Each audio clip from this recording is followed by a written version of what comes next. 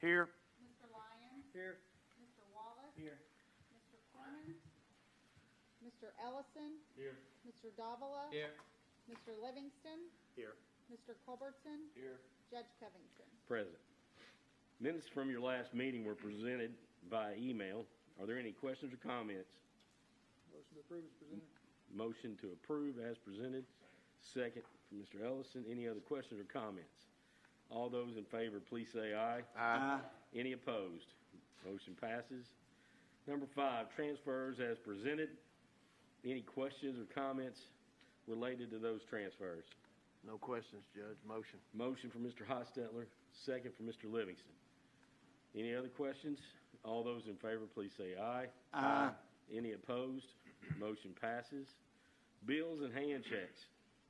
Any questions or comments as presented? Motion from Mr. Ellison, second from Mr. Wallace. Any other questions? All those in favor, please say aye. Aye. Any opposed? Motion passes. Let the record reflect that sheriff's fees in the amount of $32,566.53 were submitted on 11/10/22.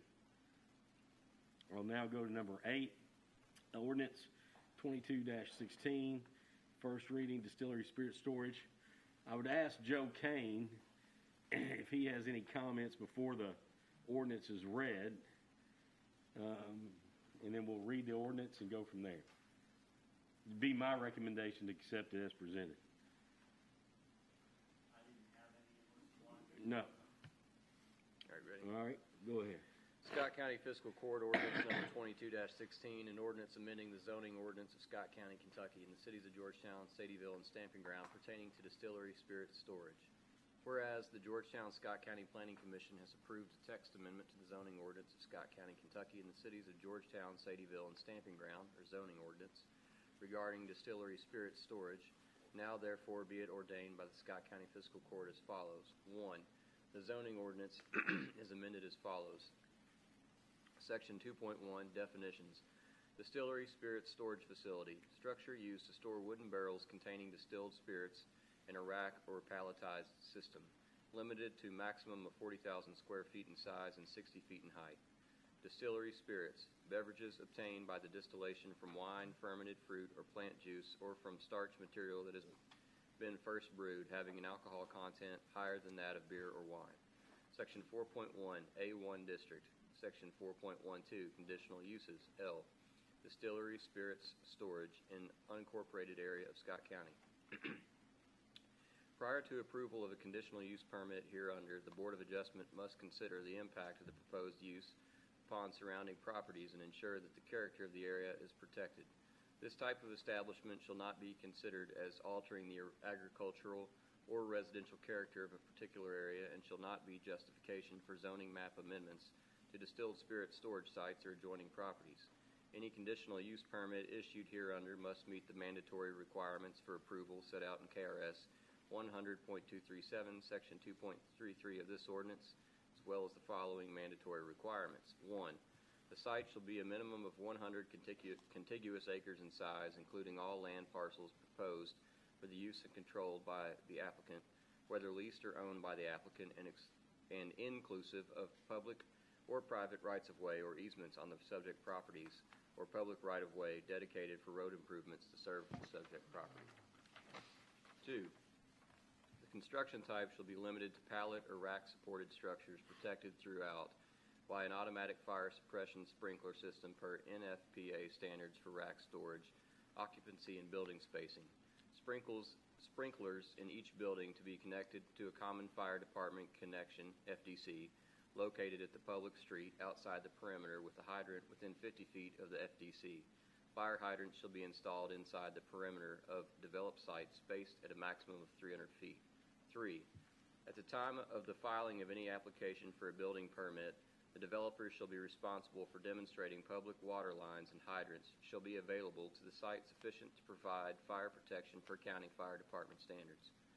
4. The maximum size of any single structure shall be 40,000 square feet, excluding stairwells and open docks, and shall not exceed 60 feet in height. 5. All structures shall be set back a minimum 200 feet from property lines at the perimeter of the site, adjacent to all residential district or uses. 6. Applicant shall demonstrate that they have an adequate containment system to prevent release of the product into the groundwater or surface water in the event of a building collapse. 7. At least 25% of the property shall be dedicated to agricultural uses as defined by KRS 100 and/or preserved as a conservation area. 8. Measures must be taken to ensure that all distilled spirits storage in the unincorporated area of Scott County is undertaken in a manner which minimizes increased traffic congestion on existing streets, roads, and intersections. All developments shall be located with primary access on at least a collector road/street with pavement width of at least 20 feet and should be improved with shoulders at least 3 feet in width. 9. The warehouse density shall be limited to 1 per 10 acres of overall land area. Multiple warehouses may be grouped on site as long as the overall density is maintained and spacing between buildings meets all applicable fire and building codes. Driveway spacing between buildings shall be adequate for access by fire apparatus, a minimum of 25 feet width, exclusive of parking areas. 2 points of access shall be provided from a public street with a minimum gate width of 20 feet. 10. The warehouses should be effectively screened from adjoining residential areas by utilizing natural topography and/or tree lines. First, and if not practical to screen from any adjoining residential areas by new plantings, berms, or grading to create an effective year-round screen. 2. Effective date. This ordinance shall take effect upon its passage and publication. First reading approved 11/22/2022. Questions or comments? David Livingston. Okay, I guess 2 questions. So, and Joe, you might have to answer these. My first question is, it talks about 25% of the property being used for agriculture or conservation. Does floodplain area, is that included in a conservation area? It could be, yes. It could be? Okay. Yeah. Which is unusable land anyway, Correct. essentially. So you're conserving land that can't be used, which I'm not a fan of. And then the second thing is, and I just thought about this while I was listening, where did this language come from? Did we get it from? Yeah, it came from a number of I looked at ordinances from other counties that treated these as conditional uses. So it came from Davies County, Boyle County. Most of the fire protection language was new, but there was some fire protection language in other ordinances. But the conservation language specifically, I think, came. Well, I'm just wondering overall, because Nelson County is bigger with new rick houses. I mean, Bardstown Bourbon, every time you go down Bluegrass Parkway, it seems like they put up another 2 rick houses. So I didn't know where that had come, where the I language. think you used a little bit in Nelson County too, didn't you? Yeah. Yeah. Nelson County, Davies County, Boyle County, mainly those 3. You know, the barrel tax tied to that too. Judge, when I originally looked at this text amendment, my concern was that there might be the possibility of there being rick houses in certain isolated areas. If you look at it, it's on a 10-acre minimum, and should we limit to a 100-acre farm? What happens if it's a 90-acre farm or an 80-acre farm? Do we allow for exceptions for rick houses to be built at that point? Ultimately, I fell into the position of, I think this is similar to like an industrial park where you want all your industrial together versus having a rick house on a 10-acre tract and off of Swords Road and a 10-acre tract off of Haynes Depot, and them being spread out. And I think that where the direction we're going is probably best if we're all consolidated in one area. I think the infrastructure will dictate the location, and I think that's appropriate. Alvin? I was just wondering, how do you screen a 60-foot tall building? It refers to screening, and It's going to be difficult to completely screen them. That's one reason why we went with the larger sites. So a 100-acre site, you can set them back behind existing tree lines that you can screen them, at least screen the base of them, from view. You know, Bardstown ones look great. Yeah, the Bardstown Most of them look bourbon, like they're tobacco not, they're barns. not your grandfather's rick house. Right. They I are, mean, they look sharp. yeah. the one on Midway Road, which is right over the Scott County, Woodford County line, Woodford Reserve has, I believe, 10, and you can't see them from the road. So the screening is set up by the setback off of the road. But they're back there. You just, no one can see them. 70-foot trees.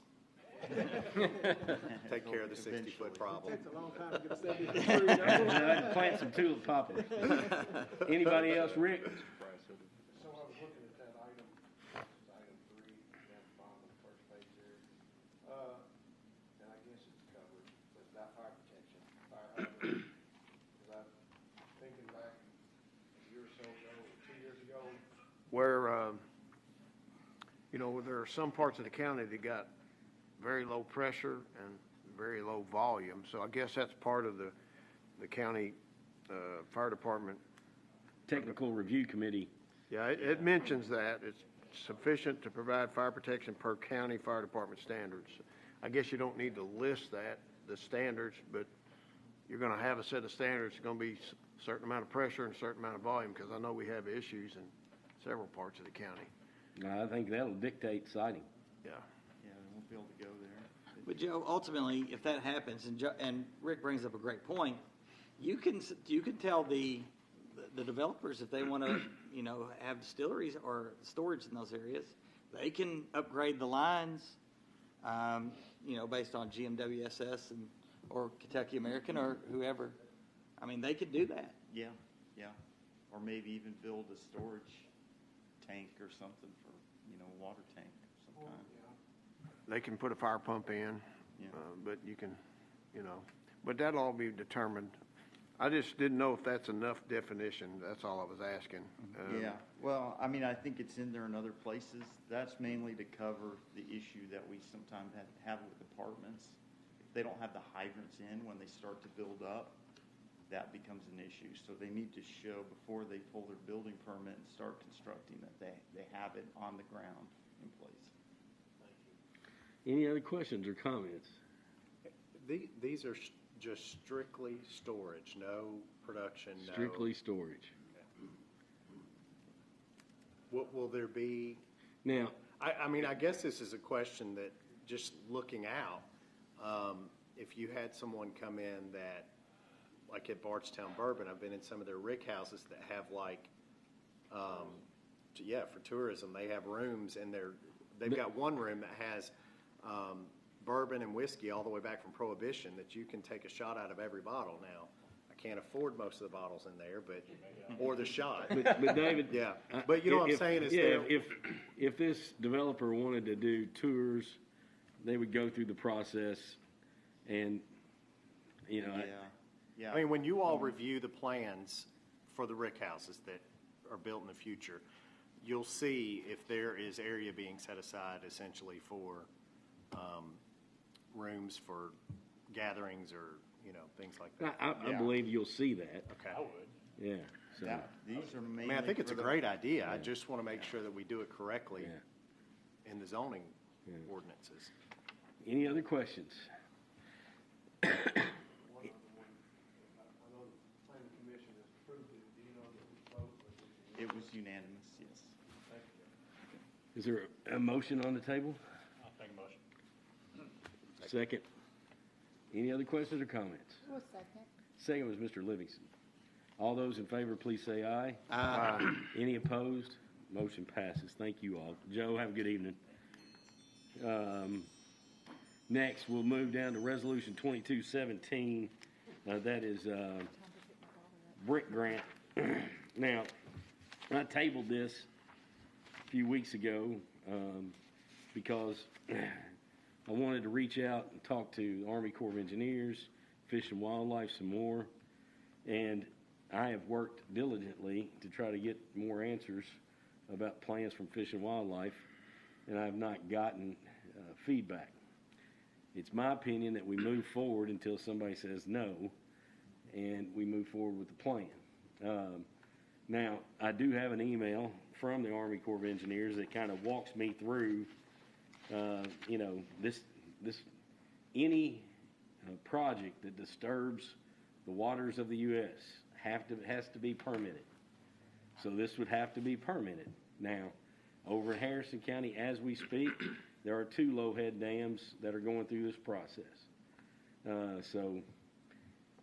believe it's appropriate to approve this. It's a long process. Yes, I mean, this is not like, this will be a while. But you got to start, and until we hear something different from Fish and Wildlife, I think we move forward because there are deadlines. Bluegrass Ad, Esther White at UK has worked on and Mike's been very helpful, and John helped with some data too, but Mike helped quite a bit on gathering data to help with the cost-benefit analysis. So all that's been done. We need to consider this resolution, and I would entertain any questions right now. I think we already know the answer, but I'd just bring it up. So Fish and Wildlife owns it.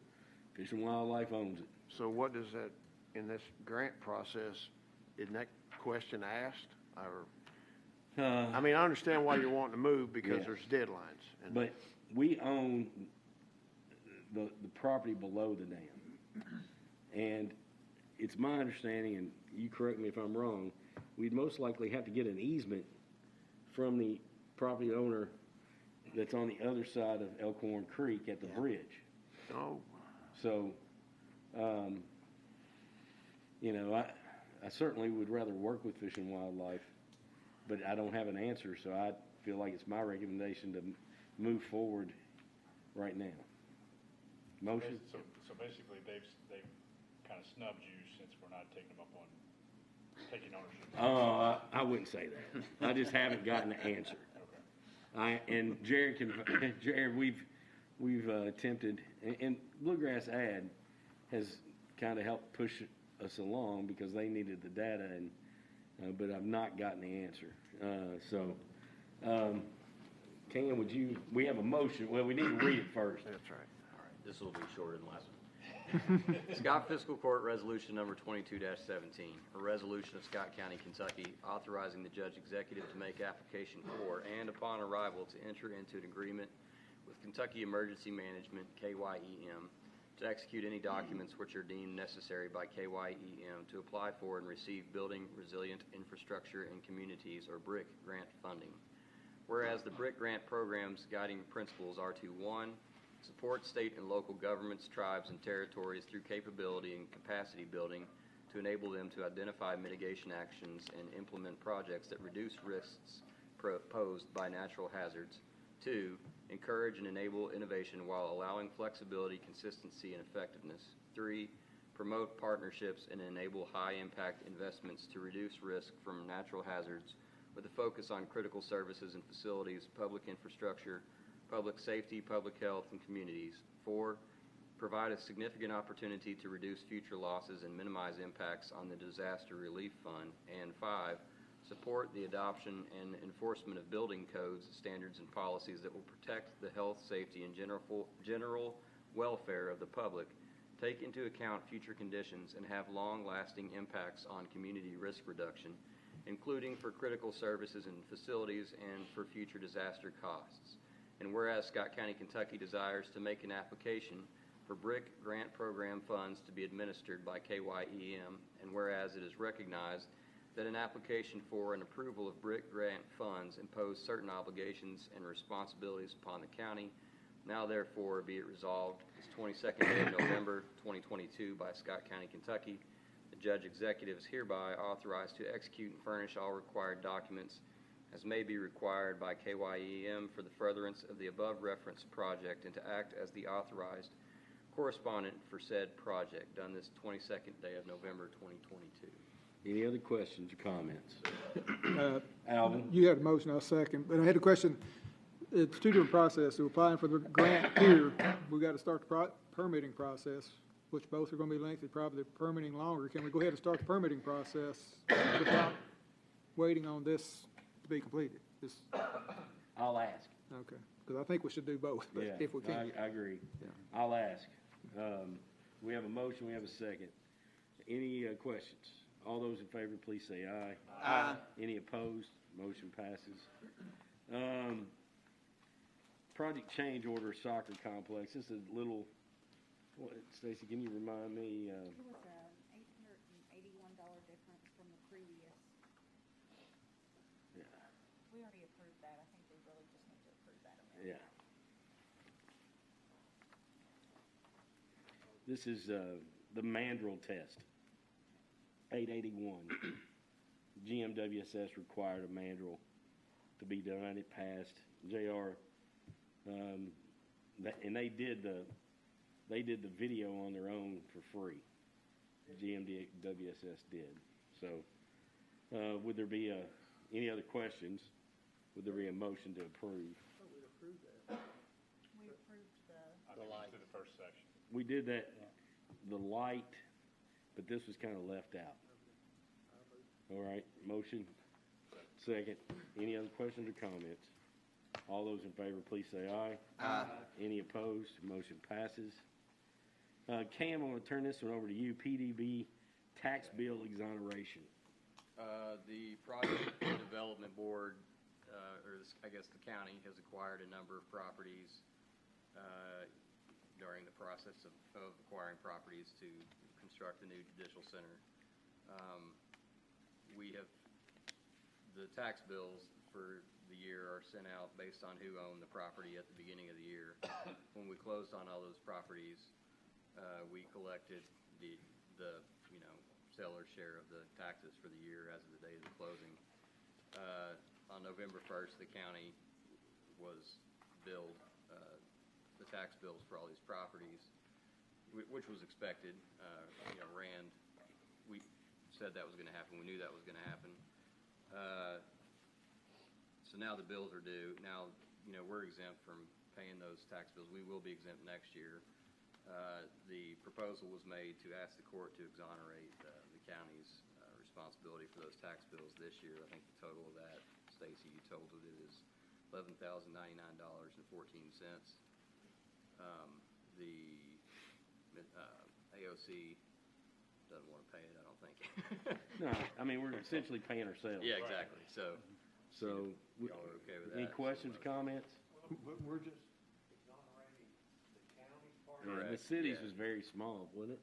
I already paid the city. You already City's paid? been paid, yeah. Totaled $800 or something. And we've collected the citizen share of the taxes for the portion of the year that they own the property.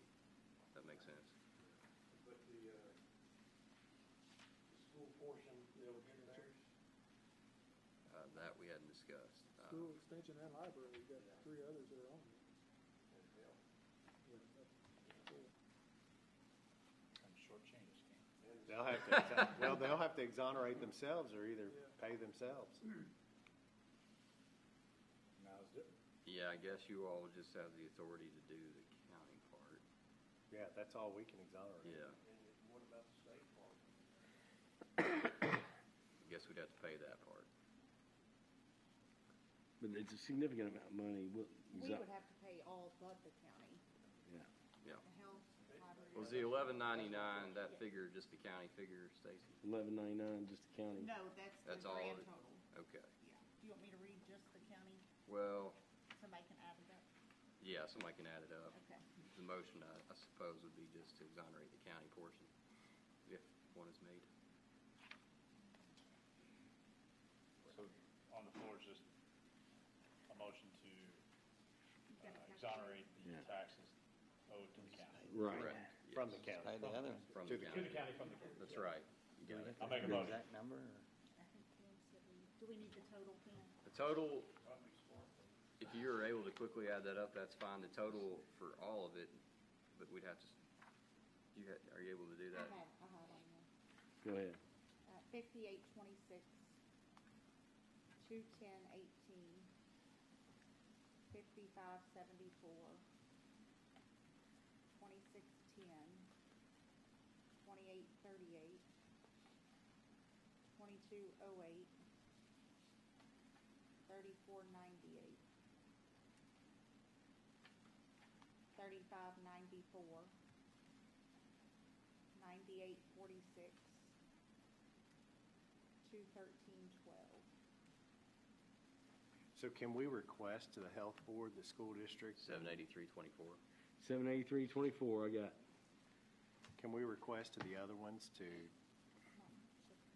not have to turn over that? We can certainly do that. Sorry, your mower's gone, JR. Now, We so just is there a lost motion money. to approve that? 78324? Motion, and a second down there. Any other questions? All in favor, please say aye. Any opposition? Motion passes. We'll move now to number 12, request from Jeller Boral for consideration of staff pay rate adjustment discussion request. We have met a few times. Jeller Boral, if you come forward, and we've talked about the reality of the challenge of recruitment and retention of staff, deputy jailer staff, at the Scott County Detention Center. We've talked about, starting pay, and we asked Jeff to do a small-scale pay study, and we said we'll use 12 comparators. Originally, we used a couple of counties that were like Pulaski maybe, and maybe Hardin. Those were a little farther away, so we substituted and used Woodford, Oldham, Franklin, Clark, Jessamine, Scott, Grant, Shelby, Montgomery, Boyle, Madison, Bourbon. Looking at the median wage for all of those institutions, starting pay is $16.05. Our starting pay is $16.72. If you look, Jessamine County, Clark, and Franklin, and Oldham, outside of Louisville, are all, just a little bit above us, $16.89, $17, $17.04. Woodford, a nearby county jail, is $18.50. Now, one of the considerations that we talked about is the strength of our benefit package. Our benefit package is very strong. But one of the realities is today's workforce does not look at benefits as much as they should. So that was a conversation we had. We talked about what other factors, other than pay, influence recruitment and retention. We talked about culture, climate, training, communication, a variety of things. But the reality is, as of today, Jeller Broyles, my understanding was that we were down to 18. Yeah, I think that number's 19. 19. Judge. But I've had 2 people turn in their 2 weeks' notice this week. So my concern, wanting to stay true to our system that we've worked so hard on, and trying to be equitable of looking at medians and then setting them and doing it across the board. You want to do that, but at the same time, the bottom line is you got to consider safety for staff and workload for staff, safety for inmates. Those are considerations that weigh heavy on me. So, we looked at some suggestions and some observations.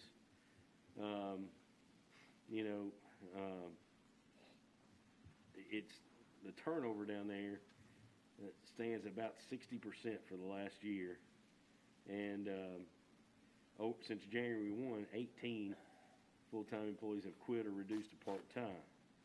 So it's just a challenge.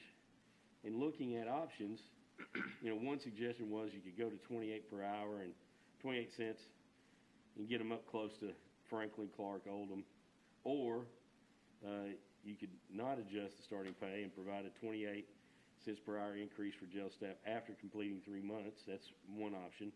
But during the brainstorm session, the conversation was to increase pay for new deputy jailers by $1 per hour. Same increase would be granted to all current employees full-time.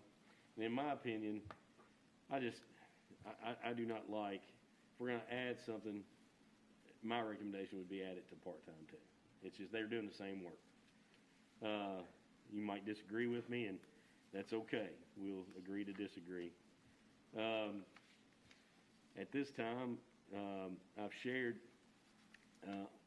budget analysis from Michelle Ray in looking at current wages, and she built into that your current budget for wages, retirement, Social Security was 2.2, 81572.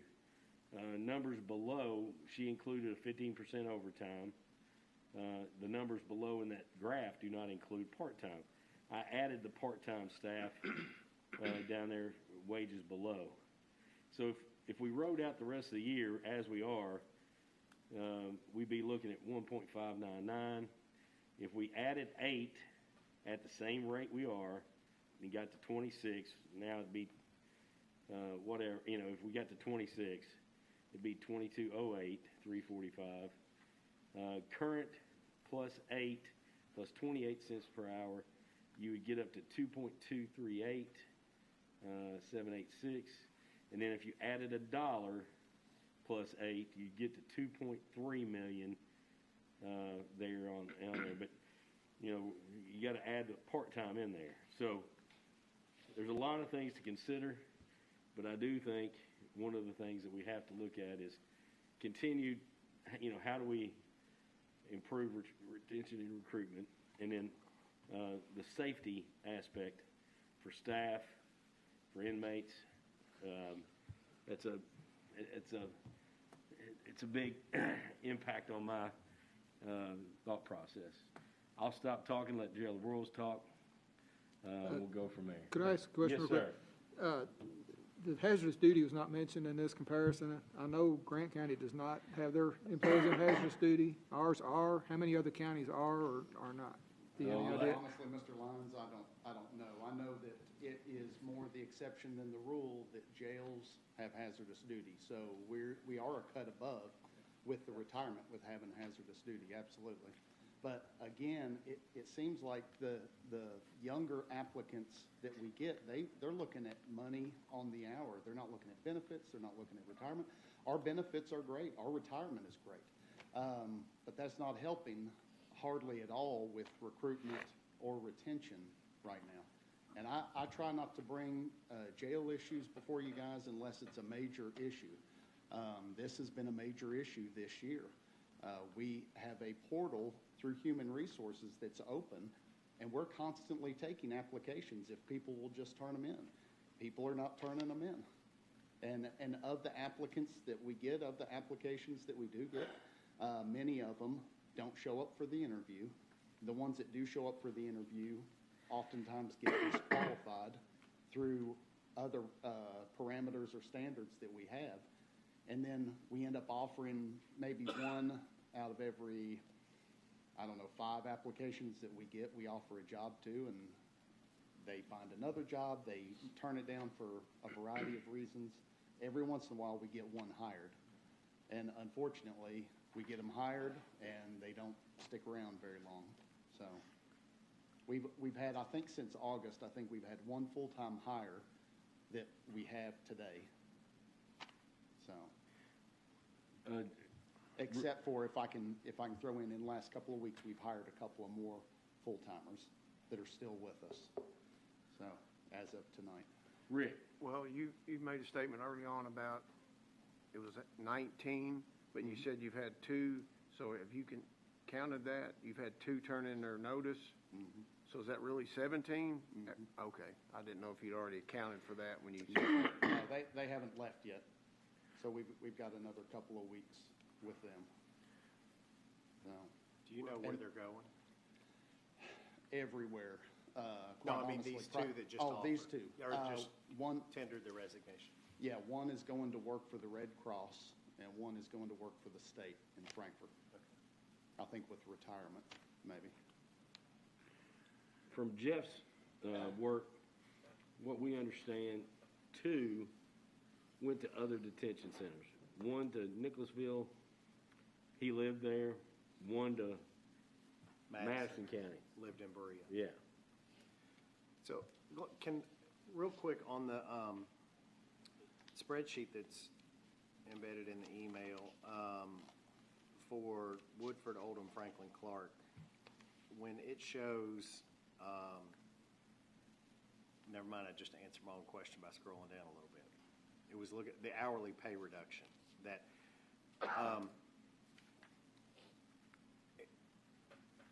we have, not we, the taxpayers, we haven't done it. I mean, we're taxpayers, but it's not like our money. The taxpayers have absorbed some significant percentage increases over the years on health insurance, to the benefit of all county employees. And that's one of the reasons that several years ago, when you would go somewhere else, you would pay so much more for health insurance that folks actually came back to the county to get their job because they couldn't afford health insurance once they found out what was actually going on versus what they were making elsewhere. And I don't know if that's, like you're saying, that this is the table turning on that we need to look at options of completely restructuring what we do from a health insurance standpoint.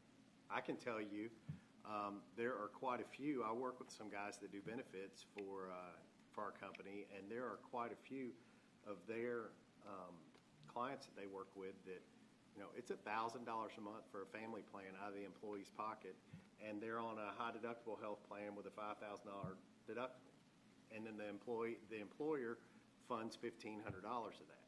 So essentially, you're paying the first $3,500, and you're paying $1,000 a month. And these are manufacturers. These are places that they're not a Toyota or anything like that. These are some lower wage manufacturing facilities that, do we look at restructuring our health insurance? And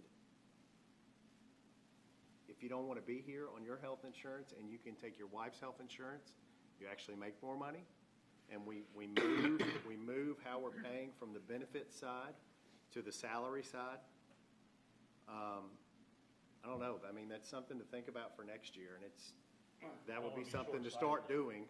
We don't want to be short-sighted, though. I mean, Right. No, I mean, because just went through a pandemic and all these other things, and the job markets are crazy right now everywhere. Well, I'm glad you asked that because we looked at a two-tier system about 4 years ago, and the problem is the amount of money that you would save going to a different system, not for the county, the amount the employee would save. There was not enough incentive there to get them to move off of what they have now over to a high deductible health plan.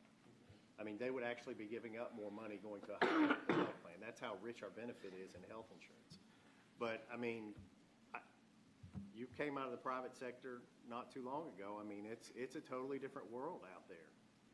And so do we start throwing around that idea that we change how we compensate people? That would drastically affect our current employees that are with us, though, right? And you wouldn't be able to just do new people only versus old people. There are employees that could make more money, and they could go to their husband or their wife's plan. Yeah, I mean, I guess you could have an option. Like the school does. If you don't take it, you get the flexible benefit or whatever it's called. Judge, I had a question for Judge Broyles. Chad. So, Judge Covington stated that his issue is the safety of the employees that we have, and as Rick's pointed out, we're going to have 17 in 2 weeks. Have you taken every step to reduce the inmate population so that we are having the least amount of inmates at the Scott County Detention Center? That includes sending all the state inmates to someplace else. Right, and actually we discussed that, had that conversation in this meeting that we had. The state inmates right now, most other jails, not Grant County, but most other jails are overcrowded. They're very selective with what state inmates they will take. So we do call on a regular basis trying to get rid of state inmates. We discussed a proposal with Grant County. You want to discuss that? I'll be happy to appropriate segue into that. So in part of that conversation, Kelly Corman brought up about who makes the decision on where the state inmates go, and your answer was? Ultimately, it's me. Jailer Yes, Broyles, sir. constitutional officer. And then the conversation went along. There's a segment of the population that Jailer Broyles calls the keepaways. And he sends X amount of inmates to other facilities because of their relationships not getting along, and you make that decision, and you send, like right now, I looked at our data from that. Right now, we have sent to Clark County, Kentucky River Regional Jail, Kentucky, like Clark County and Kentucky River Regional Jail, we've sent inmates there to the tune of $57,706 to this point this year. Last year, from what I was given for fiscal year for 21-22, we spent $71,000. I think it ends up at $112,000 for 7/1 to 6/30, and there was a variety: Clark County, Franklin, Woodford, going down through there, Powell County. Just so we already send a significant number of inmates to other facilities for a variety of reasons, for safety reasons. And those are actually county inmates. Dr. Wallace is talking about state inmates, I think, specifically. But you make that decision about state inmates, and you make it about county inmates. Yes, sir. So the thought process and the conversation was, we're talking about the regional jail proposal. And we've met, we've talked with corrections, we've talked with other facilities, we have toured the Grant County Detention Center, and we've looked at a lot of options. Cam has looked at all the interlocals and the ordinances that would have to be done. At this point, it is my intent to not rush into anything before the end of the year, but to wait till January, look at everything that's on the table, have a work session in January, talk about options. One of the options could be a regional jail, like we talked about. Another option could be a contract with another jail to send X inmates and guarantee them X inmates per month per year. I think that's the only way that it could work. Does that answer kind of your question? In the big picture, but in the meantime, in the short term, I'm looking at where we're at right now. Today, our Scott County Detention Center has 95 inmates. How many inmates are state inmates that we're keeping there? That if it's a safety issue for our employees, then how many can we get out today? And you said that Grant County would take them. Well, no, I didn't. Oh. I would think they would because they have space available. Yeah. I'd be In happy the conversation in that meeting, I asked Darren, if he had reached out to the jailer at the Grant County Detention Center to inquire specifically about his safety concerns that he has about that facility. You have not done that as yet. Not had a chance to do that yet. I asked him, would he do that in the future and then go up and tour the facility, and your answer was? Yes. Okay. Yep. But I struggle with you. But what you're saying is, what could we do now? That's right. You're coming and asking for, because of staff, and you're trying to recruit staff. I'm trying to address the issues that we have currently. And if we have these situations, what can the jailer do to get rid of those folks? And how many state inmates do we currently have in our detention center? I would say probably 20% of our inmates. If we're sitting at 95 inmates, which I don't know what we're sitting at right now. 95. If we're sitting at 95, then overcrowding is not an issue. Yeah, but then again, if 20% of them, let's just use the number 20, you can reduce them. You can get rid of 20 if you can find a place to send them. Now you're down to 75. Now you have 18 or 17 employees dealing with 75 bodies. Now, I know that can change. I know on the weekend you may get 10 more, and you may lose 10 on Monday or 5. Or I understand how it's fluid. But I'm trying to look what's the best scenario for the detention center and the employees. Yeah, right now, overcrowding is not our number one issue. lack of staff is our number one issue down there. And the lack of staff is not really directly related or, I guess, related to the population of the inmates. My concern with the staffing levels are that we are running with a skeleton crew all the time. It doesn't make a big difference whether it's 85, 95, 100 inmates. That the overcrowding of 10 or 15 inmates is not putting any or much additional pressure on the staff. Like right it's now, it's the lack of staff that's right putting now, pressure on the staff. you're running shifts, 12-hour shifts, Yes, sir. and you have, you want to have how many on the floor? 4. Plus an admin? Yes. Yeah, but Okay. admin's only Monday through Friday during the day. So, you know, are you able to meet that minimum staffing now on a regular basis Yeah, we are with part-timers with to, part-timers? to fill the gaps. Yeah. Rick, So if you're wanting to have 4, so those guys are working, those folks are working 24 hours, a 24-hour shift. That was 12-hour. I'm sorry, 12. But, yeah, that was actually, so how often can they do that? I mean, it sounds to me like, because I tried to run the numbers and I did averages, and I looked at the overtime hours, because that's what we're talking about. When you don't have enough staff to spread it out, you got to call people back in, right? Right. So, for last year, the whole year, I rounded some stuff off, and it's $13.5 a month is what I see. And for 5 months, we're not quite 5 months, but we're close. The number that I worked off of, I rounded again, and it's winding up being $13.6 a month. So how many, I mean, I guess, one would help me. But I mean, they can only How work many so much 12-hour shifts overtime. Is a person doing per week, is what I would like to know. You know, how many times are we? So they're scheduled, the way the schedule works, and it repeats itself every 2 weeks, is 1 week it's 3 12-hour shifts, the second week it's 4 12-hour shifts.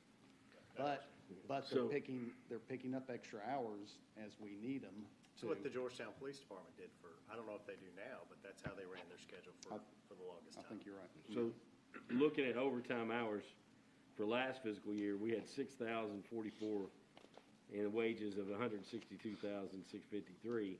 This year, we've already to date used 74 OT hours to date and wages of 67,682.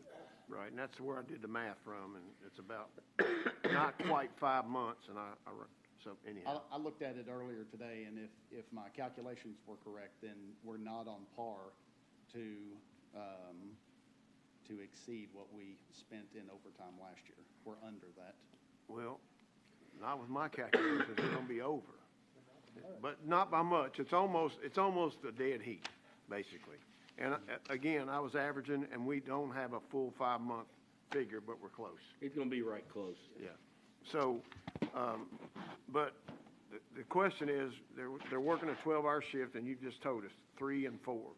3 this week, 4 next week. So how much overtime can they work? Is there a limitation? Well, yeah, certainly, I try to monitor that as much as possible, but also we need staff in there Right. to run the facility. So it's, Are they staying long, like, are they doing their 12 and doing another 4? Is that kind of how you're having to do it, or are they coming in for a whole another 12, like a couple it days? is a hodgepodge, quite honestly, Mr. Ellison. Sometimes they're staying late, sometimes they're coming in early. Gotcha. Sometimes they're leaving and coming back for a few hours in the middle of the other shift. Sometimes they're coming in on their days off. It is just, there's no rhyme or reason to. whatever you get. Yes. So I wanted to go back to also, you're talking about, it's your decision on where to send the inmates or whatever, but you're only half of it.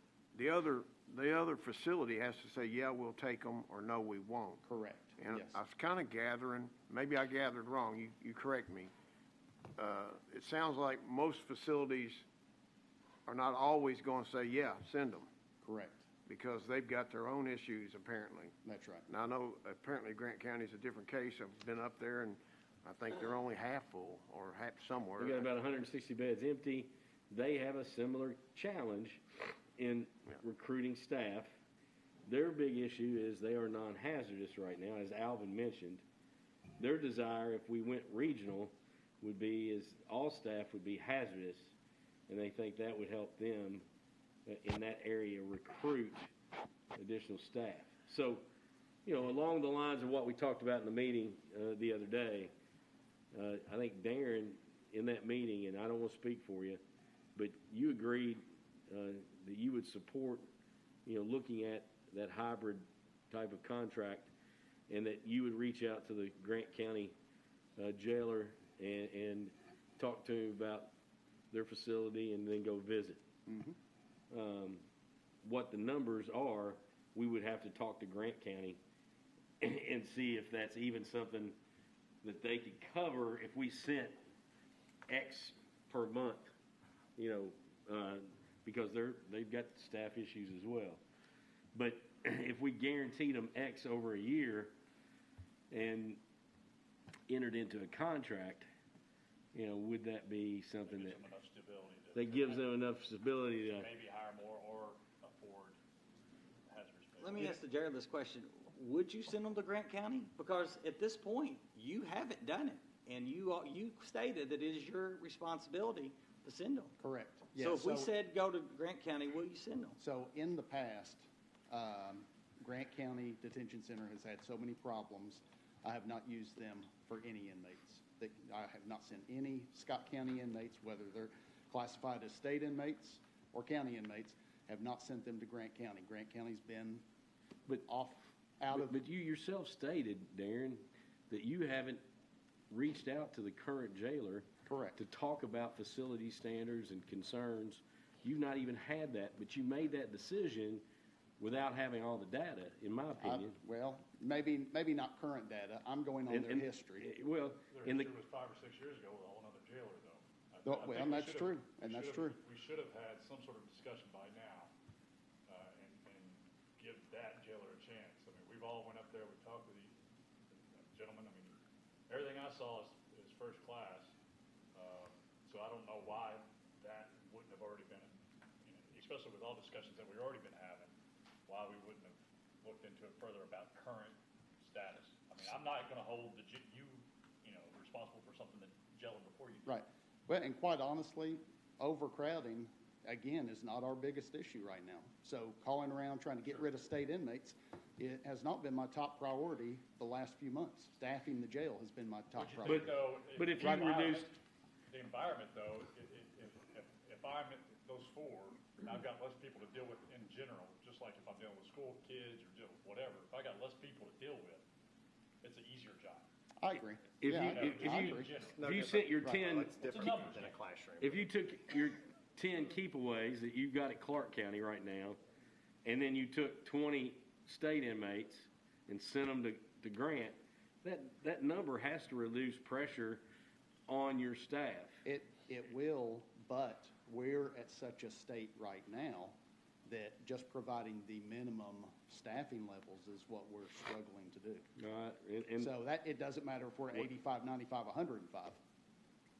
When we started this conversation, I acknowledge my concern is I'd be lying if I said that safety was not a concern for me, because for our staff, for the inmates, because just your minimum number and the hours they're working and just that, and put on top of it, it's not an easy job. Right. I do believe at one time, though, that EMS had a much higher turnover ratio. I can't speak for it. If I recall correctly, and I think you all solved a lot of those issues internally with recruiting and things like that. I still think this is not a solution for now, but I think we got to go back and look at how we pay. Can we pay more and give less benefit? If that's what today's... But that would be you would recommend that for something in March? That would be, probably something in January. That would be a very... And then How are we going to keep Jeff Mudrack from losing his mind? Well, that's not my concern, Joe, that's yours. No, Or I say Karen's. that with jest. Temporary agency for help. I'm sorry, can you, Go to a temporary employment agency for help. no. We utilize through Human Resources, the employment website, which I think includes several websites, right? Does it draw from several of the online websites? Well, it comes on Indeed and a lot of the popular, Monster.com, places like that. But, I mean, we've had over 100 people apply for the position this year. Right. Rick, So, takes 8 people a day just to staff the floor. So if those folks work 3 days this week, then it takes 8 more to do the next 4 days. So there's 16, and how many you got? 17 or 18. Basically, Once in- we Plus, lose- plus part-timers. Once we lose these two. We need- How many but we- part-timers? we That's need- right. Well, we need to go into the part-time pool. That's true. And how many are those part-timers? That's actually grown in the last few months because some of the full-timers have dropped to part-time staffs. That's like 9 or 10. Okay, well, so there's another set of numbers to, I'm just trying to kind of do some math about how you're gonna, but you're still, then the part-timers, it's availability. That's the problem with the part-timers is almost all of them are very limited availability So, because they have other jobs and personal obligations. well, I want to throw one more thought out there.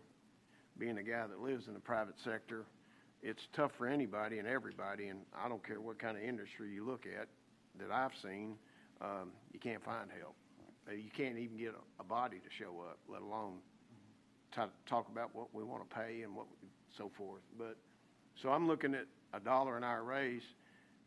Quite frankly, I don't know if that's enough. I know, to stem the tide, I think it will help. I don't see how it can hurt, because I think there are other departments in our county government that are, well, David mentioned EMS, and it took a couple of things, if I remember correctly. One of them was the salary. I don't remember exactly, and then the other thing that we did for EMS, which I don't think we have an opportunity here, but maybe we do if you can think of one, but with EMS, we did the education piece, where we paid for it, but they had to make a commitment for, like, it was a 2-year piece, I think, and they had to make a commitment to work or reimburse. And I think that helped. If my memory's correct, I think Chris has even brought that up, that has helped in the past. But Is that an employment contract? that they yes, well, when we paid for the education piece for EMS staff to get their degree, I think it's a 2-year commitment, isn't it?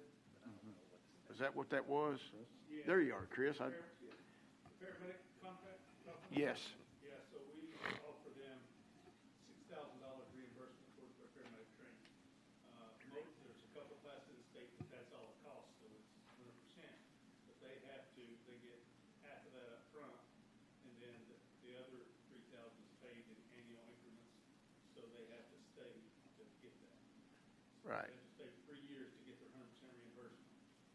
If they leave within the first year, then they have to pay it all back. But if we get at least a year out of them, we forgive that initial Portion, yeah. So, with that said, I want to jump back to another thing. I know why they're not on here, but I've seen it on TV, so I got to talk about it. I mean, Fayette County's advertising for starting out at $20 an hour. So I've talked to some of those folks, and in fact, I know some staff up there, and they're continuing to lose people, even at that $20 an hour. They're losing them, some of them, not all of them, I'm sure, but I know of 1 or 2 in particular that are going to the federal prison across town in Lexington for, I think, starting at $26 an hour. I'm not positive on that. Fayette County's already in discussions, so I've been told. I'm not a part of it, but they're looking to jump their starting pay up. So I'm thinking, I just try to put myself in a guy looking for, if I'm interested in corrections work, where am I going to go? I'm going to Fayette County. I mean, that's, to me, that's a But it's no-brainer. not that simple, though. It's not just about the money. It's also about the quality. Because you've seen the horror stories about Fayette County Detention Center. I mean, it's on the news. It's not a great place to work, and from what I've seen on the news. So it's also about the quality. So there are people that would take a lesser paying job for that quality atmosphere or less pressurized atmosphere. But if we talk about the EMS, we actually gave the EMS bump, I believe, before the salary, is that correct? Before the salary and wage study was completed. So we did that before it was completed. The completed product for what we're talking about has already been done, and already been done again recently. So that we did that, you're right, we did give that bump without providing anything for anyone else, but we did it before the wage and benefit study was completed before. Right, and thank you for that, because I didn't remember the particulars of it, Yeah. but I knew we had worked on it. And then the education piece, I thought was the kind of the thing that pushed that part over the top for that group, for EMS. I don't know that we can do anything like that in the detention center atmosphere. You know what I mean? I mean, you can, I think that's another piece to look at, is can you get an associate's in criminal justice? Is that something that we could help fund as they work in the jail through BCTC? You know, and would, for different levels of and would your folks be willing, or not be willing, but would they want to pursue that avenue? And then the other thing I was going to add, what's the age? Is it 21 Yes. at the jail? Okay. Yep. Something similar to that we did bring up. Jeff thought, if I remember right, there were some maybe issues with a signing bonus, which Fayette County is also doing. But I mean, a signing bonus like $500 the first year. Fayette County's not a county, though. Fayette County is not a county. No, they're a metro government. They're a Merged government. yeah, they're merged government. Yeah, well, They Grant- fall under different laws. Grant County's doing a signing bonus. So we- It's No, right I here think on- Grant, It's right here on the sheet. yeah. Is it no, it's a retention bonus. Okay. There's a difference there. You can't, well, and it's not a bonus, it's retention pay, because you can't pay bonuses with tax dollars. Got you. So, I mean, wondering that's how- another scenario to look at. So I guess what I was thinking of is more of a retention bonus, like first year, second year, third year, you get a $500 bonus or something to try to retain them. The only thing about that is that goes away. I mean, that just goes away, and, you know, what can we provide them that helps provide them growth to grow better in their job? Well, and I can't remember, Jeff had some concerns about signing bonus or retention bonus anyway. I can't remember what those were. One question I had is about retention, and one of the things that you advocated for when you became jailer was you changed the SOPs, and there was, I believe, an athletic or agility type test. There was a longer probationary period. Correct. Obviously, maybe has that been well? Here's why I would say I think that probably might be an issue in retention. I don't know. You're in that world, but that's something that you wanted to implement. Is that been a problem? Because obviously people have been hired and then they're not sticking around. Right. So does that need to be looked at and need to be deducted? Yes, sorry to cut you off. The physical agility test is not an issue because every year when they've been doing it, the new hires who fall under the requirement to pass it have been passing it. But what we did this year, because it was a problem, we'd set somebody up, that was the first thing we would do before we'd even interview them, is the fitness test. And we'd schedule the fitness test, be out there waiting, and they never would show up. And so that seemed to be an obstacle to just employment, not retention, but just employment. So we're not even requiring the fitness test right now. So because it's still an SOP, It is. Yeah. but you're not following it. Right. That's your SOP. That's right. There's a problem there. Yeah, well. So we need to either change the SOPs or you need to follow the procedure. Well, I'd like to keep it in the SOPs, but, But then follow it.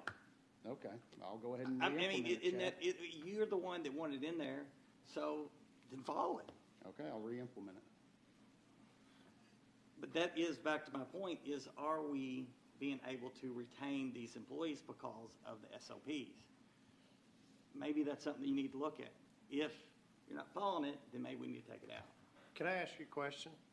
Yes, Can sir. we, in these other areas that are paying more, go advertise in their paper and put in there competitive pay, ultra-competitive benefits? I mean, I know, websites, I can't imagine going and looking. In the parking lot? Yeah, I can't imagine looking on a website for a job at the jail. I mean, I'm like, really, how many people are actually going to a website to look for a job at the jail? But I mean, we've had 100 applications? We've had over 100, yes. Yeah, but, Well, I don't know, I mean, I can't get 100 applications, you know? I've got lines everywhere, I've got, but I mean, you know, do we go out and advertise in their local papers or figure out another way or, I mean, my goodness, even, what is the 15-second TV ad? I mean, we're in desperate straits right now with the numbers that we're getting to. We can beat this to death, and I'm comfortable going with the dollar and the reduction to 26, you know, because we're not gonna get to 26 anyway. But that's not fair for the rest of the employees. We have a salary structure that we're sticking to, and we have stuck to it tremendously based on competitive wages with other surrounding entities. And just to say, well, we're going to give $1 to fix it, and that's not anything derogatory towards you. This is, I'm just, I get it. that's unfair to all the other employees that we have in this county. Because we have said we're setting a pay structure and a benefit structure, and we will revisit that every But 6 David, months, he's also year. reducing his staff. He's also reducing his staff, though. he's going to go from 30 He's gonna go from 30 to to 26 to 26. pay for it. But he doesn't have 30. I know. Well, he was budgeted for But he's 30. Much less, 30, 26. So he's using his budget to try to staff. Well, he has You his understand? dollar. I don't think we can, well, in all honesty, I don't believe we can dictate what he pays by law. I don't think we can. I think we can only, I think it's like the sheriff's department and the clerk. I don't think so. Ask Rich Ornstein. Call Rich Ornstein tomorrow and ask him. I got a different answer. Constitutional office falls under the same. What do you mean it's a hybrid? They're not fee pooling is a He can difference. offer positions as long as within the pay structure we've established. And The that's pay structure or the pay like we set for the clerk and the sheriff? the pay structure, not a budget, a pay structure. Okay. The difference is they're fee pool. The sheriff and the clerks are fee pooling offices. I think that's what makes the difference between. Well, Thank I still think it's completely unfair to the rest of the staff. I will get confirmation. Me and Jeff will on that, but I think that's right. I mean, I have been wrong. So, That one time. any other comments or questions? Dwayne, are you saying you're making a motion? No, I'm just saying I'm comfortable Yeah.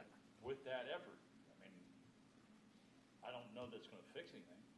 And I don't know that we wouldn't be looking to readjust, you know, our year, when we're looking at the pay, scales. You know, we look at ours every year too at the school system, you know, and you're always trying to bump up, you know. So we might be looking at the whole county at some point anyway. It's a constant circle. Right. So, But you need custodians right now, and you wish you could give them a $2 raise, but you can't revisit it until correct, I it's do budget wait. time. Yeah, I do And I wait. think that's what David's saying, is that, Yeah. because if we do this, then who's the next group that's gonna come Sure. in the next Sure. group? I mean, I agree, that could probably happen. But I don't know that we have any other department this low, you know, and it's a safety concern. Is $1 an hour going to make a difference? I don't think it You're will. talking $160 a month, It's worth a try. approximately. I mean, once you hit taxes, I think the perception would help. The initial starting pay, it would help when they can see that they can go to not just other jails, but private but enterprise. just throwing a dollar at it gives some a 15%, some a 5, some a 7. It's not a fair process just throwing a dollar at it. I hate throwing it. We did that for years, and I hate it because it's unfair to the ones who have given you the longest amount of time. They're getting the least amount adjustment for it. Yeah, percentage-wise, I Right. agree. Mhm. So it's not only unfair to the employee, it's unfair to the rest of our staff. So would you be more for a percentage raise? No, I'm for looking at the salary structure compared to comparative entities, and that's where we are. That's what we committed to as a court. Any other questions or comments? So, couple things. Speaking of what Chad was talking about on the SOPs, I understand why you have kind of relaxed that. I kind of understand Chad's, but I don't know. I think it sounds like you're just looking for a way to kind of relax the standards, which I'm actually not in favor of. We're looking for quality people. I think David or somebody talked about that, about folks making a choice between full-time or somewhere else because of I guess, the different work environment. But that comes back down to the liability that the county faces when you're so understaffed. Heaven forbid something happens down there. That falls on us, I think. I've never asked Rich that, but I think it's coming back to you and the court. If something happens to an inmate and it's determined that, staffing was an issue, I don't know what that looks like. I hope that never happens. But the judge kind of made me think about it with his opening statement. He was concerned, I am too, about the staff and the inmates. That's huge. Mm-hmm. And I think David said it or somebody did. I don't know that, I think I said it. I don't know that a dollar will fix it either, but I don't think it will, but it can't hurt. I don't know. I'm really concerned about the liability. And I agree. What we do for one, we got to do for the others because there's other departments that are suffering. Maybe not at the level, but still, there are other departments that struggle. Well, and EMS is, I think they're, well, have we gotten to that item? I think they're going to be full staff tonight again, I think. Depending on what But still, I mean, that's why you have the numbers. You need that kind of staff. And so I'm not really making light of EMS. They're doing what they can. But they're not in the struggle that you are, but I'm glad I think they're going to be back up to full staff.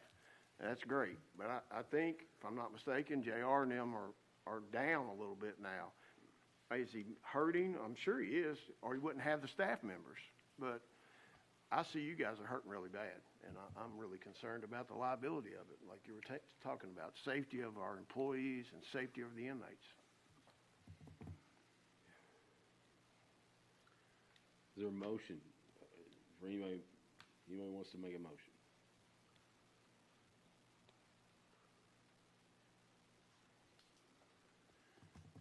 Well, I'll make a motion, but I've tried to process these numbers, and I think Michelle's got them there. If we did the $1 an hour, I'll make that motion. Do you tie that to the caveat of reducing the full-time staff from 30 to 26 Sure, for the rest yeah, of the year? that hope. That'd have to be Yeah, that was going to be an ordinance to change that? To change the staffing level? I always thought that was in, I think it's part of his SOP. but we vote on that also, though. Yeah. Yeah.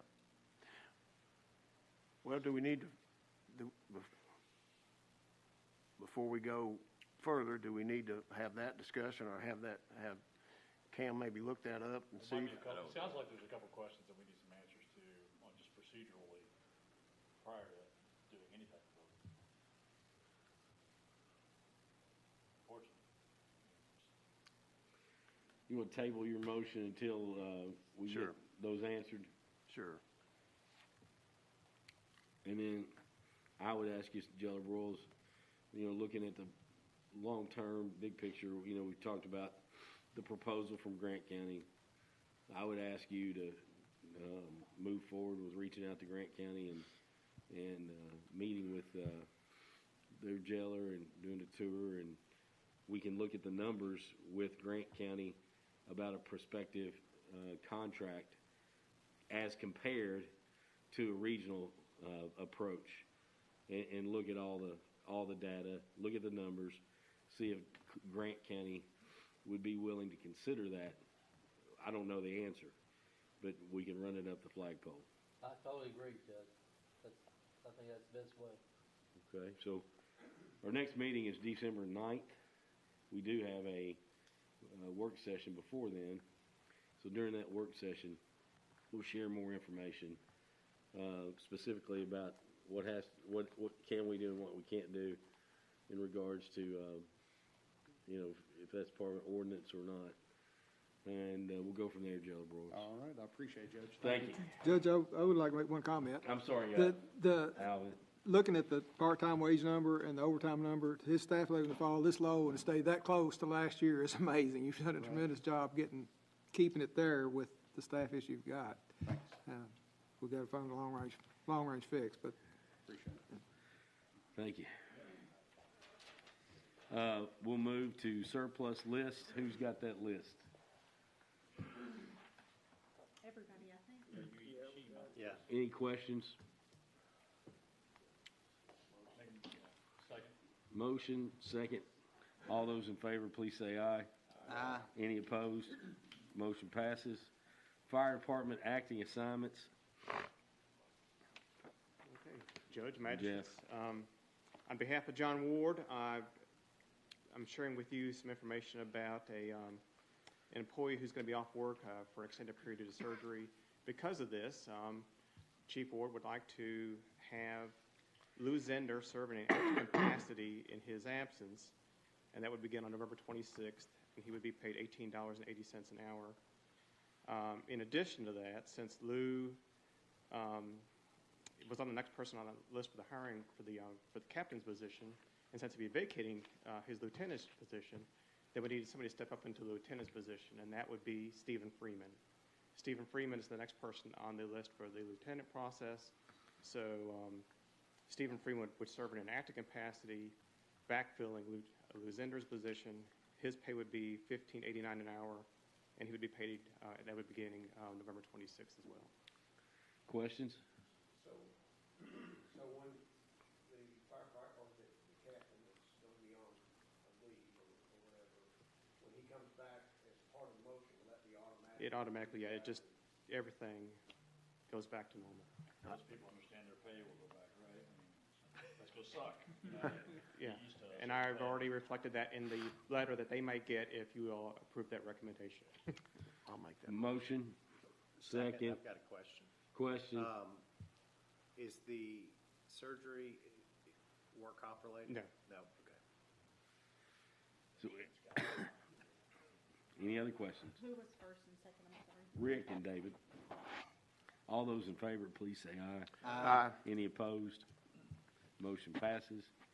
Road Department new hire. Okay, the road department, we have a new employee, Wesley Marsh, we're recommending as equipment operator and laborer. He has a CDL license. He'll begin effective December the 12th, and it'll be at $21 an hour. He's been working for the last 14 years with the Kentucky Transportation Cabinet, doing exactly what he'll be doing with our road department. Motion, second by David. Any other questions? All those in favor, please say aye. Aye. Any opposed? Motion passes. Animal control. New hire. Okay, and then animal control. We have a new recommended animal care technician, Cynthia Evans. Her starting pay will be $15.60 an hour. The planned start date is December the 5th, and she's been working with the Kentucky Horse Park since 2011. Question? Not part-time, she's brand new. She's brand new, and this will bring their department to full staffing too. I was going to ask that next. Too bad, got you. Is that a motion, Rick? Yes, sir. Second, Alvin. All those in favor, please say aye. Aye. Any opposed? Motion passes. Now, EMS. Yes, and on behalf of Chris Runyon, we're recommending Michaela Bone. She's currently a part-time employee in EMS as an EMT. Be moving to full-time status effective Monday. I talked with Corey today. It's going to be December the 1st. Will be her start date at $12.47 an hour.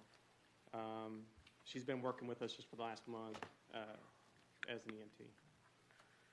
Questions? Motion. Second, anyone? And Alvin Lyons with a second. All those in favor, please say aye. Aye. Any opposed? Motion passes. Thank you. Anything else there? All right. I'd like you to consider Legacy Trail RFP advertisement. And that will be for architectural services from the state-approved list. And we'll advertise it, and then there's a rubric that we would judge those responses by, and then we choose the architect for the Legacy Trail. So what questions or comments does anyone have? Judge, who did it in Fayette County, the architect? So I do not know. I'm sure we'll find out, though. You know, because I'm sure they'll come knocking. Okay. So is there a motion? Motion from David, second from Dwayne with the motion, second from David. All those in favor, please say aye. Aye. Any opposed? Motion passes. Hey, Judge, one, sorry, I should have got this in first, but it doesn't matter about the vote. It wasn't about that. But, so what's that, I was trying to find it there. What's that timeline? Rick, I think we'll leave it out for about a month. So since we voted, that you'll start that process. I was just wondering. Yeah, we'll get it in the local paper, and then we need to contact Lynn Imaging for them to share the opportunity.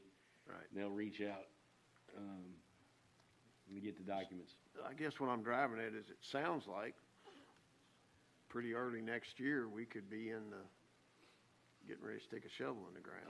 I sure do hope so.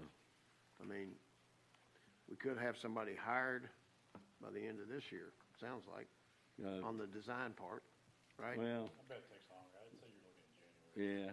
Yeah, I think we do it 1st of January there, first couple weeks. Penciled in response date is January 3rd. oh, okay. I didn't see that. Thanks, Stacy. So, did we vote on that? Yes. Yes. Yeah, we did. Yeah, all right. Now, number 19, I'm kind of getting, we're getting, number 19 we can skip. Could not make that meeting here today. New business, anybody have any new business? Of course, we can't Judge, take action.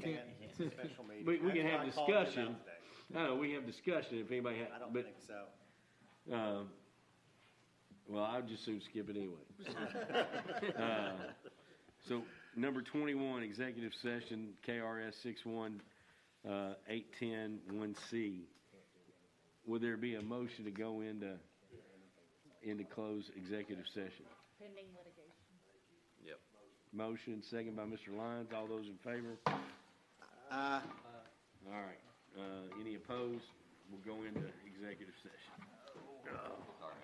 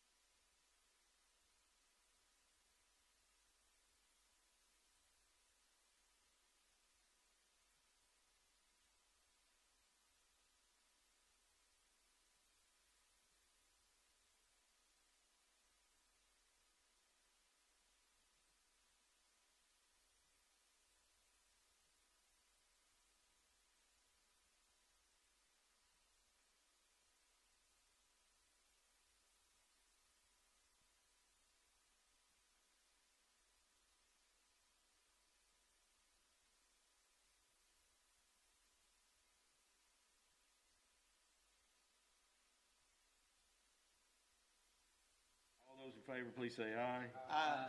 Any opposed? We are out of closed session. Let the record reflect that there was no action taken in closed session. Is there a motion to adjourn? Motion. Is there a second? Second. All those in favor, we are adjourned. All right. Happy Thanksgiving. Be safe.